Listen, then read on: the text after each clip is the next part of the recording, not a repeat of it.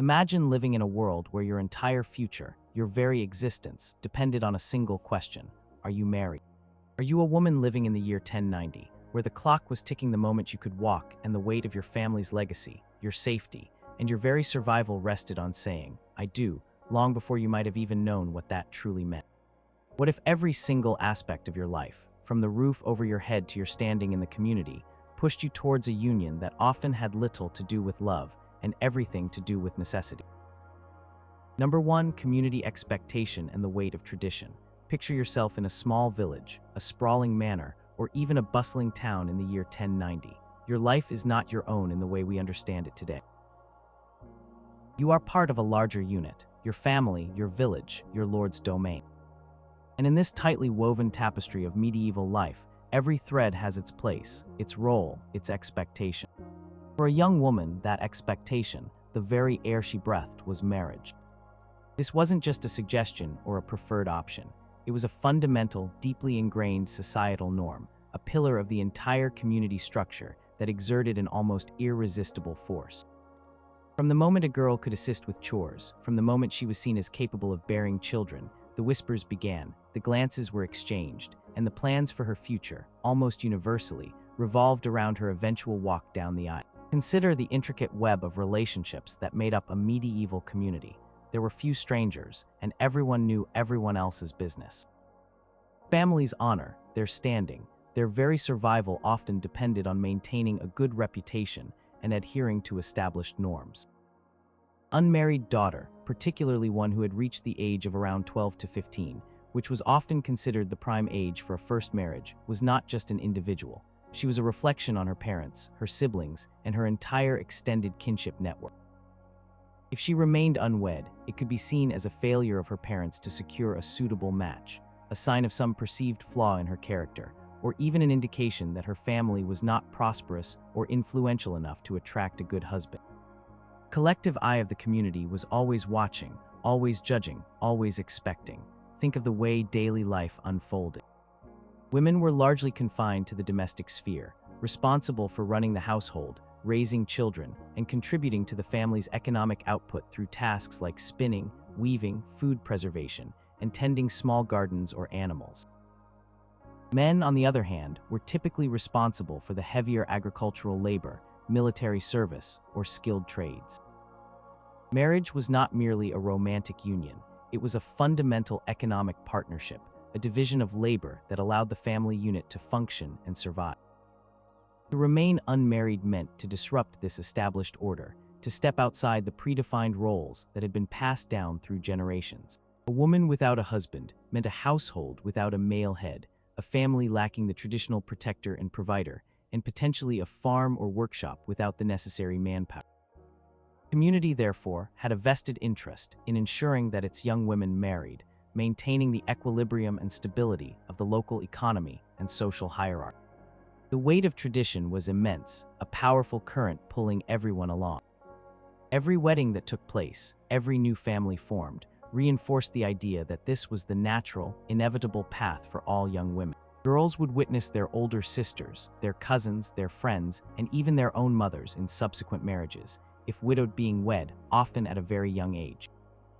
There were no prominent examples of respected, independent single women in medieval society, certainly not in the way we understand them today. The narratives and stories passed down through generations, often orally, would have emphasized the importance of marriage, family, and procreation as the cornerstones of a righteous and fulfilling life. These stories were not just entertainment, they were moral lessons, guiding principles for how one ought to live. A young woman growing up in this environment would internalize these messages from her earliest years, shaping her aspirations and her understanding of her place in the world. Moreover, the community played an active role in facilitating these unions.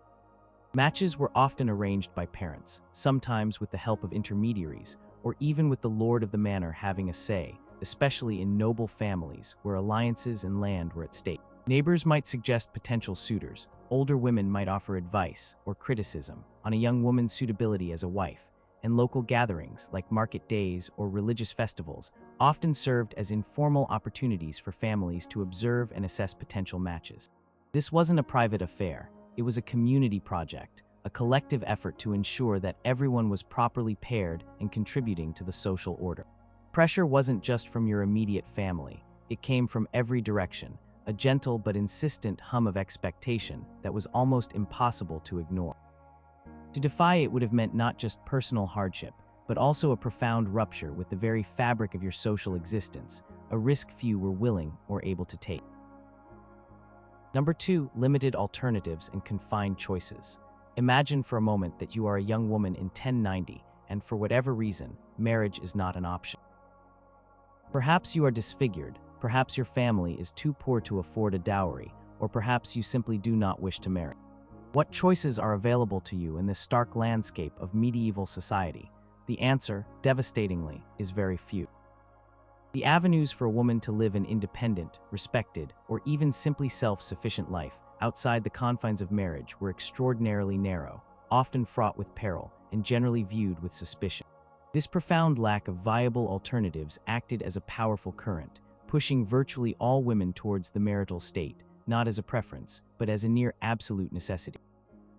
One of the few respectable alternatives for some women was entering a convent.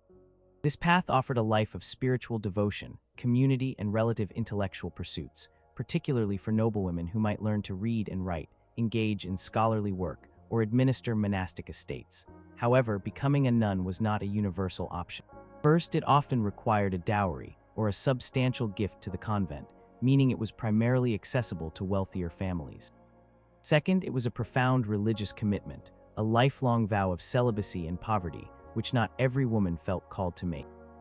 For a peasant girl or even a lesser gentry daughter, a convent was often out of reach, both financially and geographically, as convents were not as widespread as parish churches.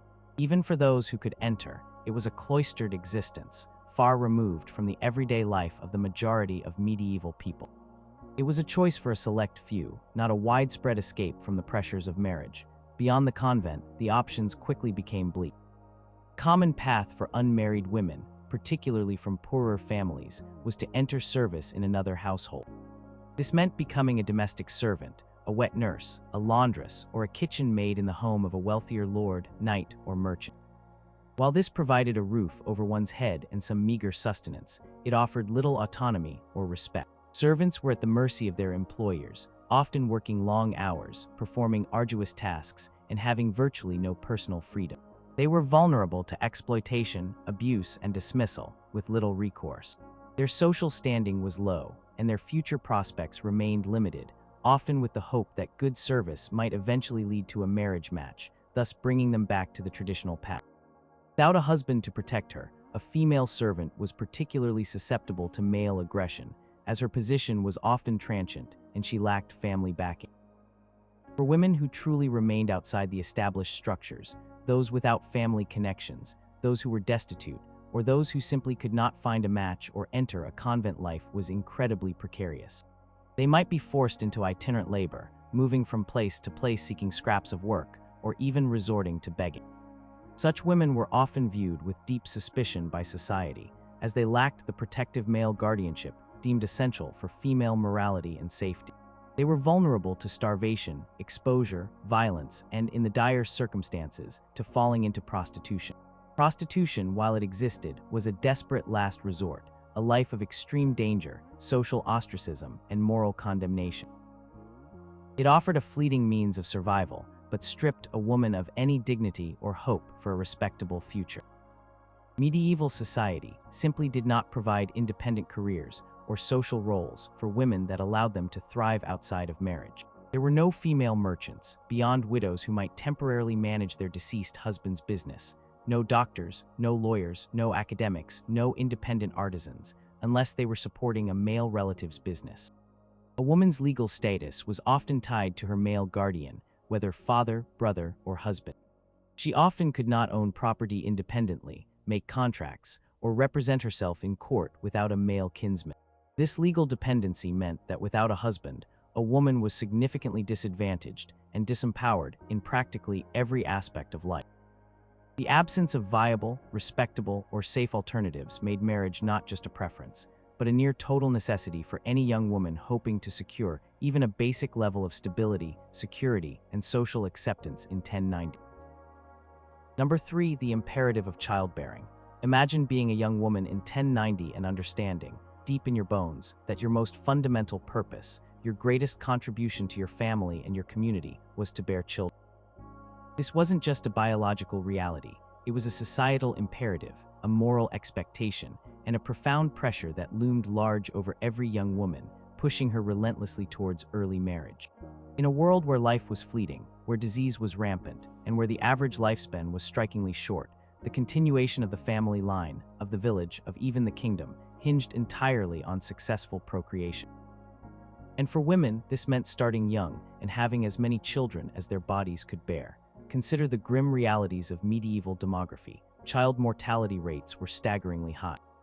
It was common for half, or even more, of all children born to die before reaching adulthood, often succumbing to illnesses that are easily treatable today, like measles, dysentery, or simply infections from a scraped knee. Malnutrition was also a constant threat, weakening immune systems and making children more vulnerable. To ensure that at least some children survived to carry on the family name, to inherit land, or to provide labor for the farm, women were expected to begin childbearing as soon as their bodies were physically capable, typically in their mid-teens, and to continue until they were no longer able. Every pregnancy was a roll of the dice, every birth a perilous journey, and every surviving child a precious gift. This intense pressure meant that a woman's fertility was her most valued asset, and her reproductive years were seen as finite and precious. Marrying young maximized the number of years she could conceive and bear children, thus increasing the chances of having multiple surviving offspring. A woman who was perceived as being past her prime childbearing years, perhaps in her early 20s, which today we consider quite young, would find it much harder to secure a husband, particularly one of good standing, because her capacity to produce heirs would be seen as diminished. For noble families, where the continuation of a lineage and the inheritance of vast lands and titles depended entirely on male heirs, the pressure on young women to marry and produce sons was even more acute, a matter of dynastic survival. Furthermore, the societal value placed on childbearing permeated every aspect of life. A marriage that produced children, particularly sons, was considered blessed and successful. A woman who bore many healthy children was seen as fulfilling her divine and earthly purpose, bringing honor to her husband and her family.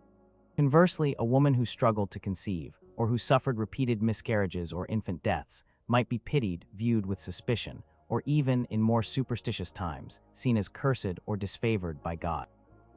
While infertility was understood to affect both men and women, the burden of blame and the societal pressure often fell disproportionately on the wife.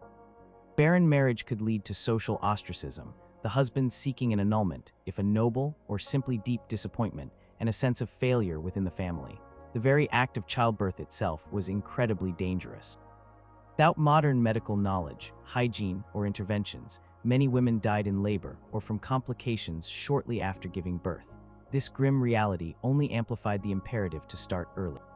If a woman had only a limited number of safe childbirths in her lifetime, it was crucial to begin as soon as possible to ensure the maximum number of attempts and, hopefully, surviving offspring. This constant risk meant that a woman's life was literally intertwined with her womb, and her ability to perpetuate life was her most defining characteristic in the eyes of society. Pressure to marry young was thus inextricably linked to the profound biological and societal expectation that women were the vessels through which families and societies would continue to exist, making childbearing not just a desire, but an overwhelming, undeniable imperative. Number 4, religious doctrine and the path to righteousness. Imagine living in a world where the church held immense power, dictating not just spiritual beliefs, but also deeply influencing social norms, moral conduct, and even daily routines. In 1090, the Catholic Church was not just an institution, it was a pervasive force, woven into the very tapestry of medieval life. Doctrines profoundly shaped perceptions of women, sexuality, and the proper way to live, exerting a powerful, pervasive pressure on young women to marry. For many, marriage was presented not just as a societal expectation, but as the only legitimate and morally sanctioned path for laywomen, a pathway to righteousness in the eyes of God. The Church considered marriage a holy sacrament, a sacred bond ordained by God. It was the only acceptable context for sexual relations, which, outside of marriage, were condemned as sinful and immoral. For a young woman, this teaching was clear. To avoid sin and live a life pleasing to God, she must enter into a legitimate marriage. Any sexual activity outside of wedlock, whether before marriage or if she remained unmarried, was a grave offense, carrying not only spiritual consequences, but also severe social repercussions. An illegitimate child, for instance, would be stigmatized, and its mother would face significant shame and ostracism. This moral imperative, preached from every pulpit and reinforced by religious authorities like priests and confessors, was a formidable force in shaping a woman's life choices. Furthermore, the Church's view on women, while complex and sometimes contradictory, generally emphasized their role within a marriage framework. While some theological traditions viewed women as inherently weaker or more susceptible to sin, drawing on the story of Eve, marriage was presented as a means of providing moral structure and containment. A husband was seen as the spiritual and temporal head of the household, guiding his wife and family towards piety and virtue. For a woman, being a good wife and mother was presented as her primary spiritual duty, an expression of her obedience to God's will. To remain unmarried, outside the protective and moral bounds of matrimony, could be viewed with suspicion, as potentially inviting temptation or a life of perceived unholiness. The only acceptable alternative to marriage for a woman, within the Church's teachings, was to enter monastic life as a nun. This path, however, also involved a profound spiritual commitment to celibacy and poverty, and as discussed before, was not universally accessible or desired. For the vast majority of laywomen, celibacy outside of the convent was seen as unnatural or even morally questionable. The Church encouraged procreation within marriage as a blessed act, contributing to the growth of God's flock and the continuation of humanity. Sermons and religious texts would have extolled the virtues of a fruitful marriage and the importance of raising children within a Christian household. The influence of religious doctrine was not merely theoretical, it was practical and deeply personal. Priests were influential figures in local communities, often involved in advising families on matters of marriage, mediating disputes, and reinforcing moral norms. A young woman would have been taught from childhood about the sanctity of marriage, her duties as a wife, and the spiritual dangers of remaining outside this hallowed institution. Confession, a regular practice, would have involved scrutiny of personal conduct, and any perceived deviation from the path of matrimony and virtuous living would have been addressed. This constant reinforcement from a powerful spiritual authority created an environment where marriage was not merely a social custom, but a divinely ordained necessity, a fundamental requirement for a woman's spiritual well-being and a righteous existence in the eyes of God and her community. Number 5, lineage, land, and legacy. Imagine your family's very identity, their standing, and their future wealth tied directly to your ability to produce children. Families in 1090, especially those with land, titles, or any significant property, marriage was far more than a personal union. It was a critical strategic maneuver, a matter of lineage, land, and legacy. The immense pressure on young women to marry stemmed not just from personal desire or societal expectation, but from the urgent need to perpetuate the family name, secure inheritances, and consolidate power. For these families, a daughter was a valuable asset, whose marriage could forge alliances, expand landholdings, or protect existing ones, making early matrimony a non-negotiable imperative. Consider the feudal system that dominated 1090 England. Land was the primary source of wealth and power. Lords held their lands from higher lords or the king, often in exchange for military service or loyalty. This system relied entirely on clear lines of inheritance. If a noble family failed to produce legitimate male heirs, their lands could escheat, meaning they would revert back to the overlord, potentially ending centuries of family prestige and power. This was a catastrophic outcome, equivalent to losing everything. Therefore, the pressure on wives to bear sons was immense, and the need for a young woman to marry and begin this crucial work as early as possible was paramount. A woman's reproductive capacity was directly linked to the survival of her family's entire economic and social standing. Marriage, especially among the aristocracy and gentry, was almost always an arranged affair. It wasn't about love, it was about strategy. Parents, particularly fathers, would negotiate marriages for their children, often from a very young age, to secure political alliances, settle disputes, or merge estates. Daughter's hand in marriage was a powerful bargaining chip, a tool to advance the family's interests. Physical maturity and ability to bear children were key factors in these negotiations.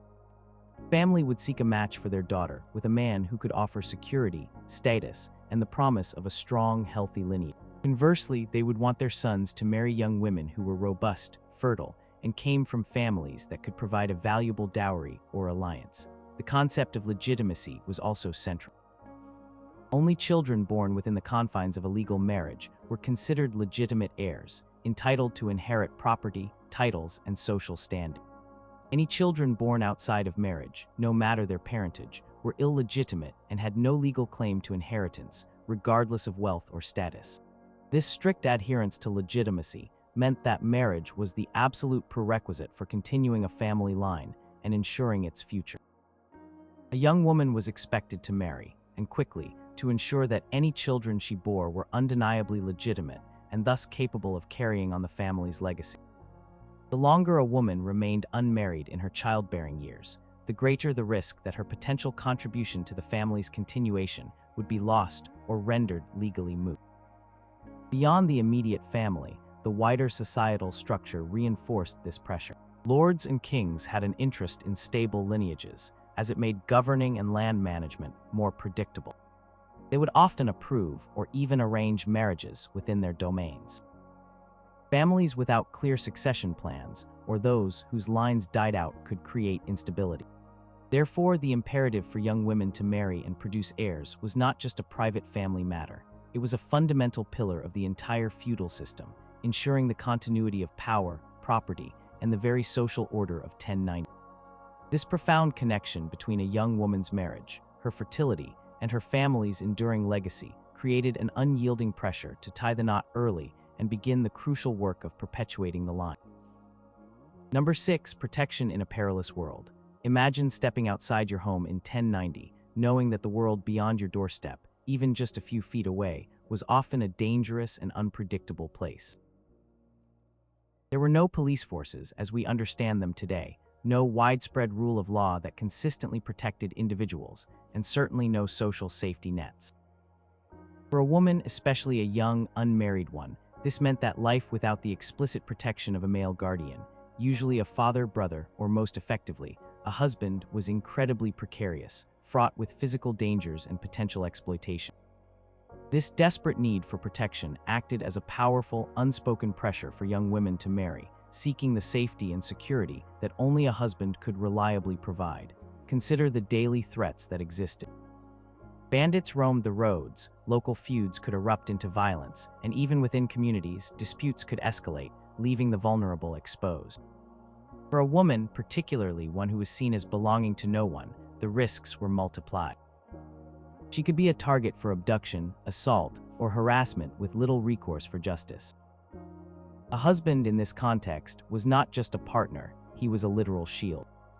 He represented a physical presence, a deterrent against those who might wish to harm her. His very existence conferred a layer of protection that an unmarried woman simply could not command on her own.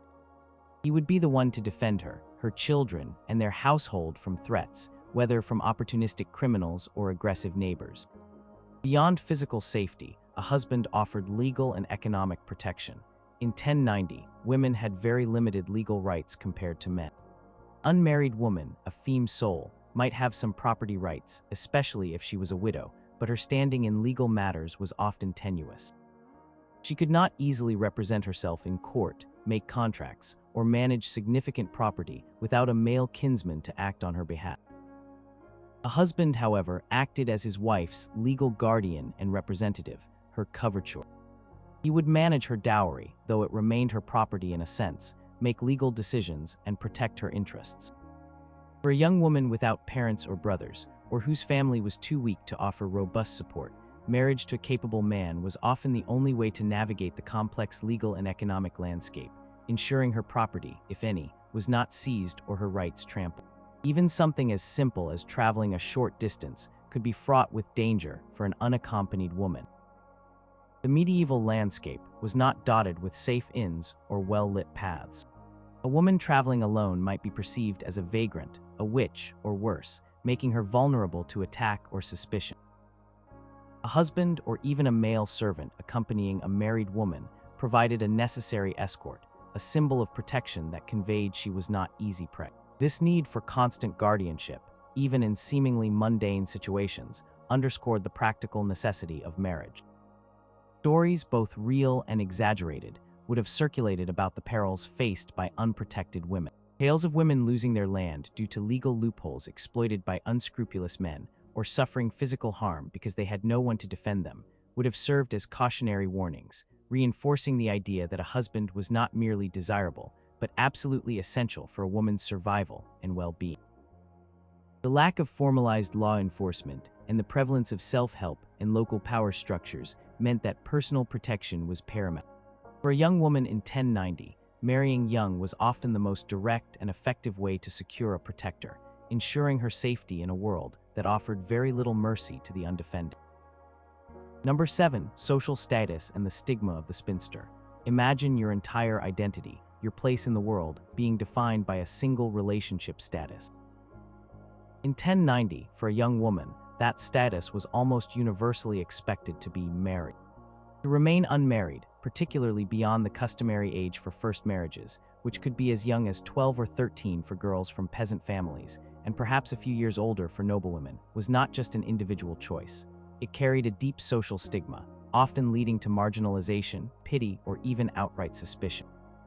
This pervasive social pressure, the fear of becoming a spinster, in a time when the term carried significant negative connotations, acted as a powerful motivator pushing young women towards early matrimony.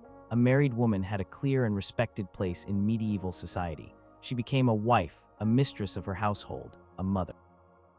She acquired her husband's name, his family's standing, and a defined role within the community.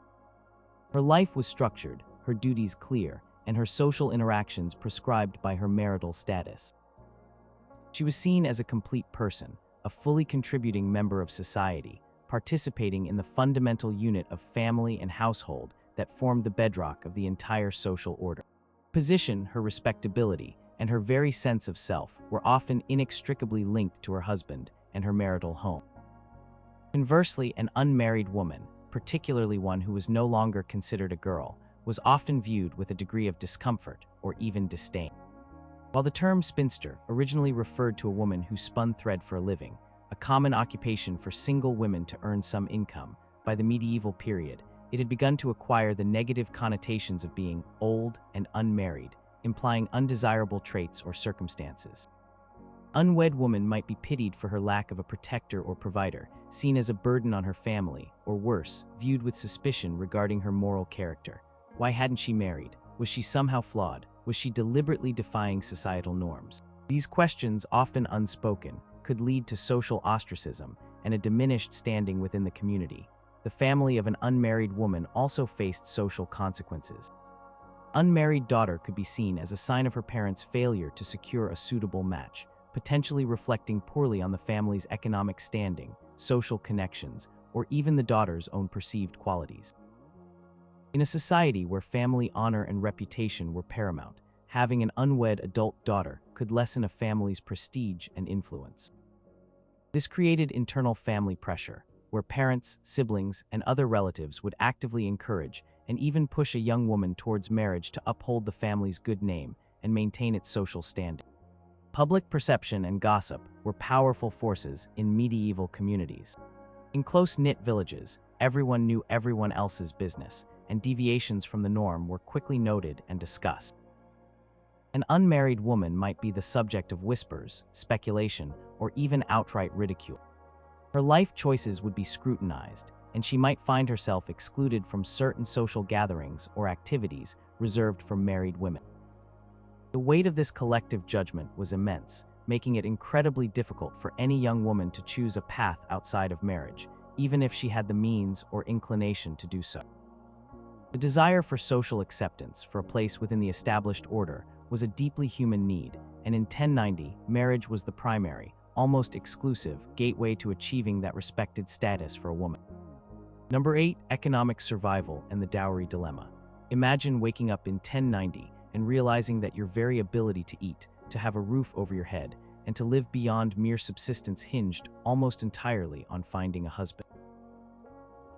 For young women in the medieval period, economic survival was perhaps the most compelling, undeniable pressure driving them towards early marriage.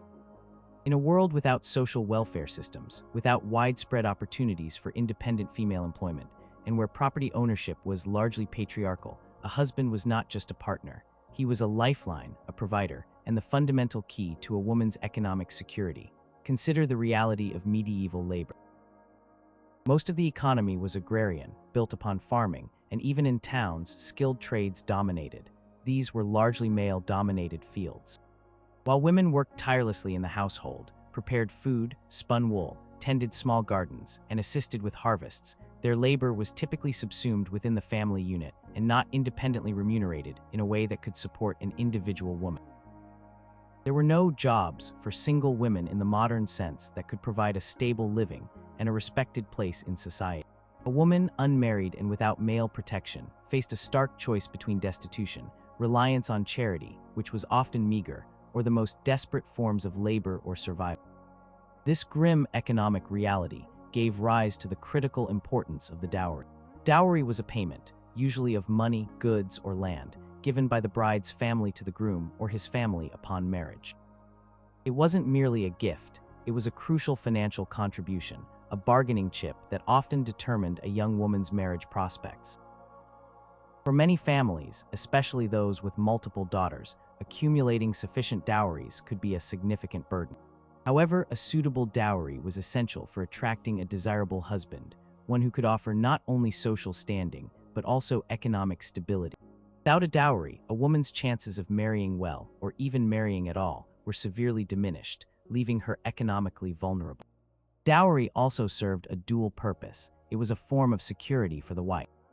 While it might be managed by her husband, it was often understood to be her portion and could revert to her if she became a widow, providing her with some means of support in her later years. This concept reinforced the idea that marriage was not just a union of individuals, but a critical economic merger, pooling resources for mutual survival and future planning. For a woman, her economic well-being was inextricably linked to her husband's ability to provide and protect. Imagine a young woman whose father had died, leaving her without brothers or a strong male guardian. Her land or property might be at risk of being seized or mismanaged. Marrying a strong, capable man was often the quickest and most effective way to secure protection for her assets and her future. He would take on the role of her protector and manager, ensuring her economic stability. Peasant women, marriage meant joining forces with a man who could work the land, ensuring that they both had food and shelter. An unmarried peasant woman might struggle to work a plot of land alone, making her vulnerable to hunger and poverty.